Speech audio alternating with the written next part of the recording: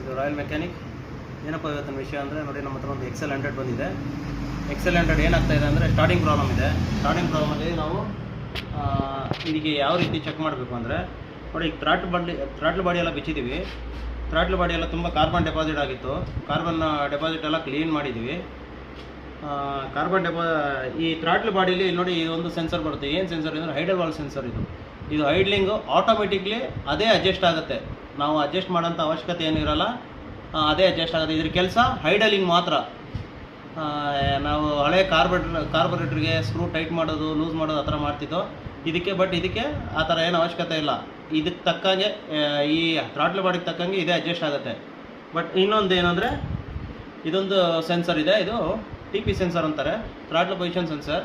ಇದ್ರ ಕೆಲಸ ಏನು ಅಂದರೆ ನೋಡಿ, ಇದು ಈ ಜಾಗ ಫಿಟ್ ಆಗುತ್ತೆ ನೋಡಿ, ಈ ರೀತಿ ಫಿಟ್ಟಿಂಗ್ ಆಗುತ್ತೆ.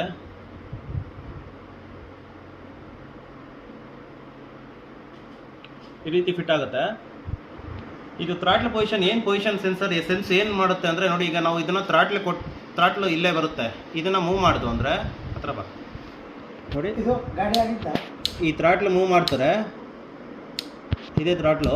ಇದು ಮೂವ್ ಮಾಡ್ತಂದ್ರೆ ಈ ಥ್ರಾಟ್ಲು ನಾವು ಎಷ್ಟು ಓಪನ್ ಆಗ್ತೀವಿ, ಬಟರ್ಫ್ಲೈ ಇರುತ್ತೆ ನೋಡಿ ಒಳಗಡೆ, ಬಟರ್ಫ್ಲೈ ಕಾಣುತ್ತಲ್ಲ, ಈ ಬಟರ್ಫ್ಲೈ ಎಷ್ಟು ಓಪನ್ ಆಗುತ್ತೆ ನೋಡಿ, ಈ ಬಟರ್ಫ್ಲೈ ಎಷ್ಟು ಓಪನ್ ಆಗುತ್ತೆ ಅದು ಇದು ಸೆನ್ಸ್ ಮಾಡುತ್ತೆ. ಈ ಸೆನ್ಸ್ ಏನು ವರ್ಕ್ ಮಾಡುತ್ತೆ ಅಂದರೆ, ಈ ಬಟರ್ಫ್ಲೈ ನಾವು ಎಷ್ಟು ಓಪನ್ ಮಾಡಿದ್ದೀವಿ, ಥ್ರಾಟ್ಲ್ ಎಷ್ಟು ಓಪನ್ ಮಾಡಿದ್ದೀವಿ ಅಷ್ಟು ಇದು ಹೋಗಿ ECMಗೆ ವಿಷಯ ಮುಟ್ಟಿಸುತ್ತೆ.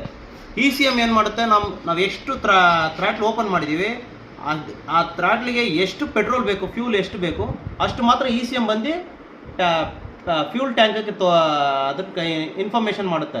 ಆಗ ಫ್ಯೂಲ್ ಟ್ಯಾಂಕಿಂದ ಫ್ಯೂಲ್ ಮೋಟ್ರ್ ಬಂದು ಅಷ್ಟೇ ಪೆಟ್ರೋಲ್ ಬರುತ್ತೆ.